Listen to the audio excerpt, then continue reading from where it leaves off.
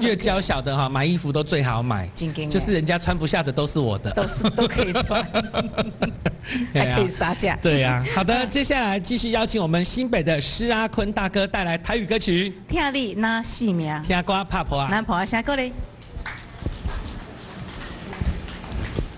主持人好。